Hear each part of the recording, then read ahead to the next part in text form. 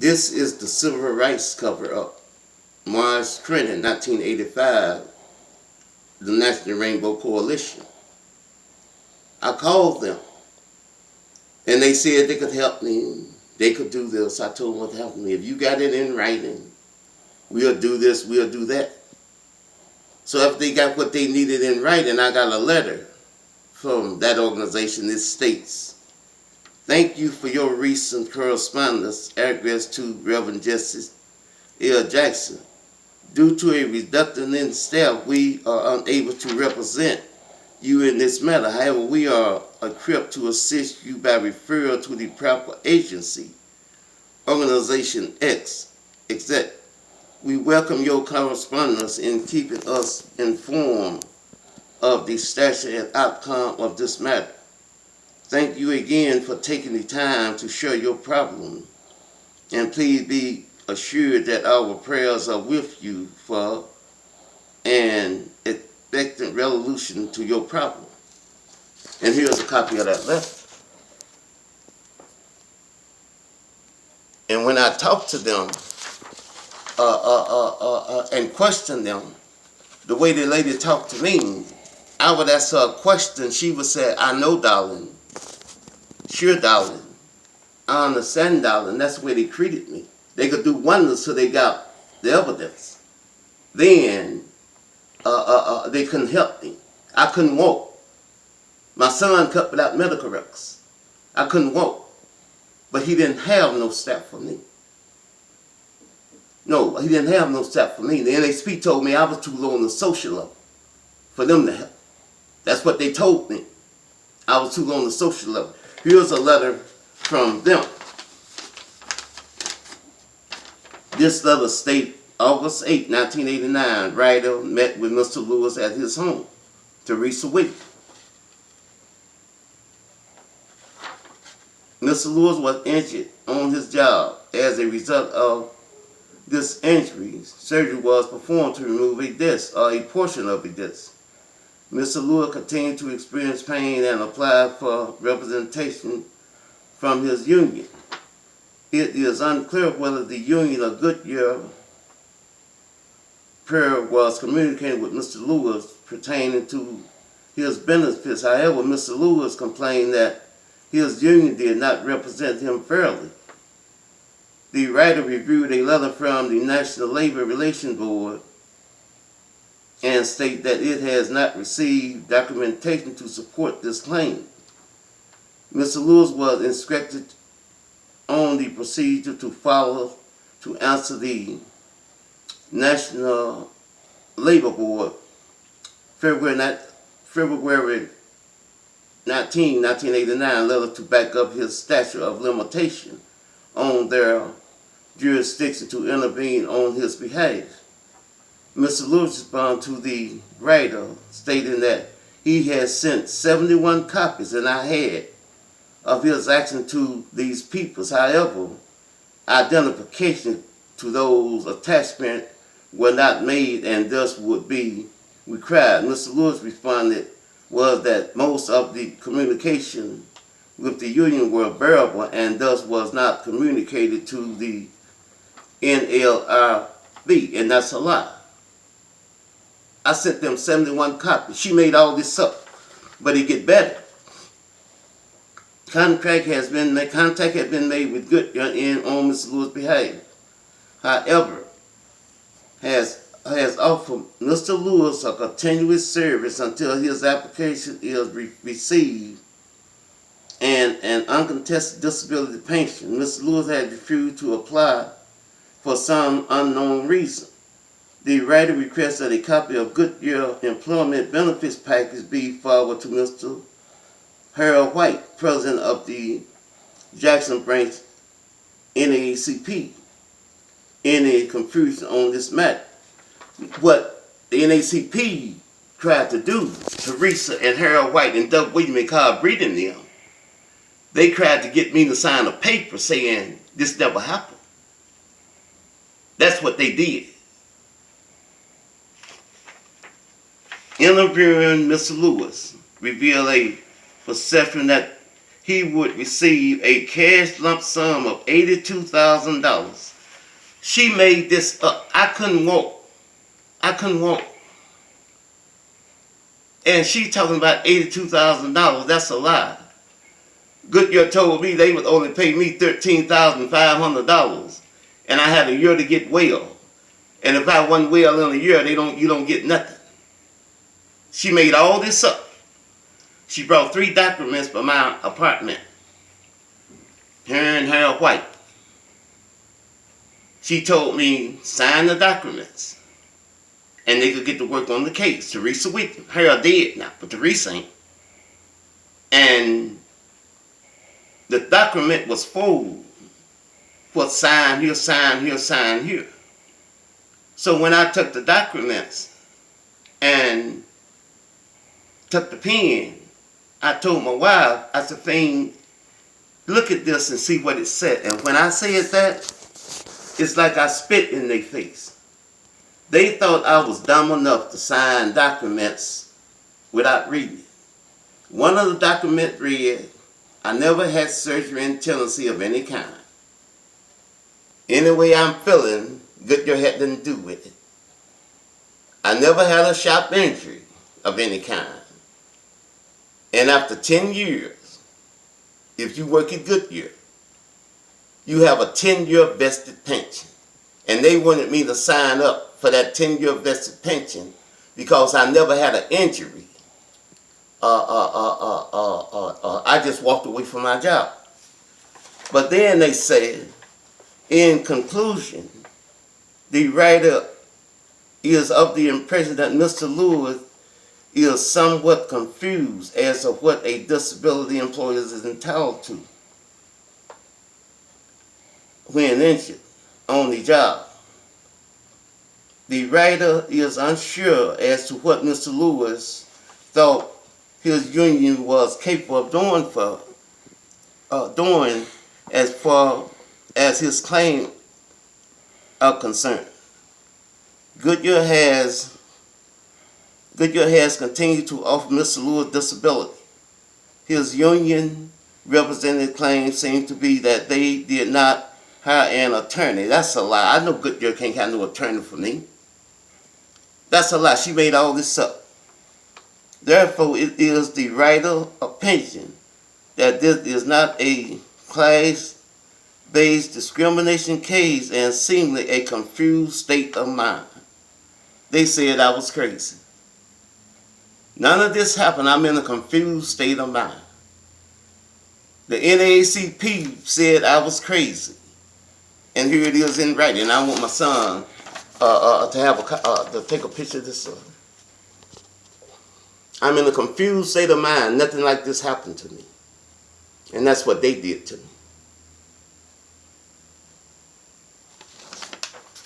And when I called the headquarters, they got the evidence. They told me that they concerned with the people who make $75,000 or $100,000 with a college education. And I told him, I don't know who I talked to. I said, someday everybody will see. He said, well, I doubt that. I doubt that very seriously. I've been cussed out by the NAACP all over the country. All over the country, I've been cussed out by them. Simple as that. The Action Network called me and told me I was crazy on the phone. They called me 2 times in one day. And the reason they was doing that is because they wanted me there. Because I could prove that they knew about this all the time. Simple as that. The same way they killed my wife is the same way they did to me. That's why Saturday and Rick Silent and them had me thrown out the hospital at the U of M when I had Weaver surgery. I had tubes in me. And they threw me out the hospital and said I wasn't sick. I had 3 Weaver surgeries. And they threw me out the hospital and gave me Sabota. That's is an antidepressant. And it make you bleed. And the bleeding can be fatal. They gave me 700 and printed pills at one time. And Saturday, the U of M, Tyler Pollock, all of them said, me and my son was junkies. And my stomach is cut from here I had 2 tubes in me when they did that. As simple as that. And that's what they did. But here's the Michigan Leadership Conference. Ira Cohn. He pretended to write Ed Brett. It ain't no Michigan Leadership Conference. He made it up. He told me that he had an organization. It's a Bishop Ira Cohn. He ain't no bishop. He's a Republican. Yeah, the top Republican in Jackson. And he pretended he had the Michigan Leadership Conference. And he hooked me up with this lawyer, Walton. And he gave me $75 to go see Walton. I said, why did you give me $75 to go see Walton? I went to see Walton. I saw him one time. I talked to Walton one time. Walton called me one time after he got the paperwork. He said, do you have a lawyer? I said, no, I do not have a lawyer. Do you have another? I said, no, I don't have another lawyer. And that's the last I heard from him. When I seen Ira Cohn again, he said, forget about what happened to me. Forget about what happened to me. Jesus will get him in the next life. And about 6 weeks later, he put up his church. And I'll leave it at that. That's what he told me. Leave it alone. Forget about it. Jesus will get him in the next life. That's what he told me. And here's his paperwork.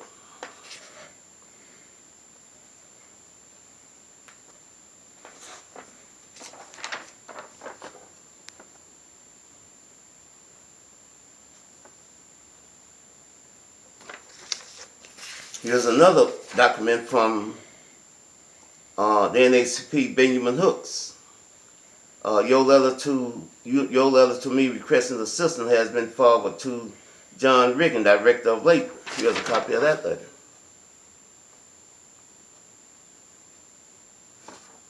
And when my wife came down with cancer, her caseworker wrote to NAACP. And I will read this letter, then I'll give you a copy of it. My client name is Josephine Lewis. She is currently being treated for major depression at Lifeways. She also has physical health problems that are debilitating. She has recently been diagnosed with 2 ruptured discs and needs surgery. However, she isn't able to get insurance because FIA said she makes too much money. Family of 4, income $1,100. In addition, she suffers from migraine headaches. I have applied for both Social Security, disability, and Medicaid several times, 3+ times. She has been denied due to having too much money, not sick enough, nor disabled enough. Her problem developed after her husband was involved in a work injury through Goodyear Tire and Rubber Company. And her husband had a falling out. He has never received workers' compensation from Goodyear, and in fact, now they deny that he even injured or even worked for them. I am writing to you with the hopes that the strength of your organization, which the NAACP, he wrote the NAACP on my behalf, may be able to assist me in shedding light on her case and perhaps also aid the furthering of the investigation of why Goodyear Tire and Rubber Company continue to deny Mr. Lewis. I am also unable to get clarification as to why she is repeatedly denied insurance, which she desperately needs. This family needs help. They are in financial disgrace, and it's appears that no matter what I cry as her case manager, I am getting anywhere. If perhaps a member of your organization would meet with the Lewises and myself and advise us, it would be greatly appreciated. I can be reached at phone number here and phone number. Here's a copy of the letter.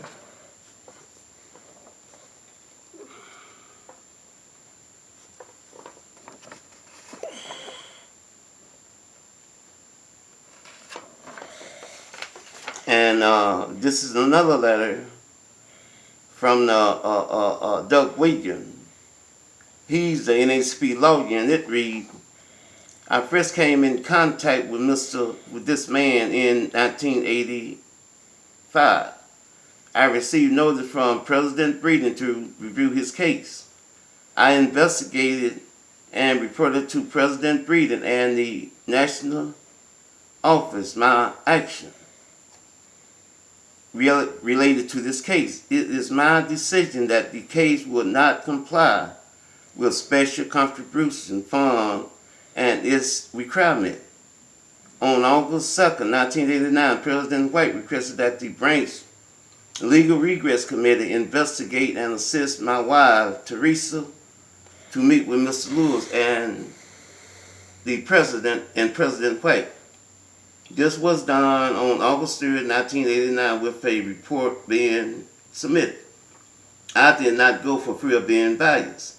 After a careful review of this report and the fact contained therein, it is my opinion that this case does not fit within the qualifications set forth by NAACP Civil Rights Action, and I have therefore recommended that the Jackson branch of NAACP withdraw from any action in this matter and allow Mr. Lewis to proceed further with an attorney of his choice on a continuous basis. And here's a copy of that letter.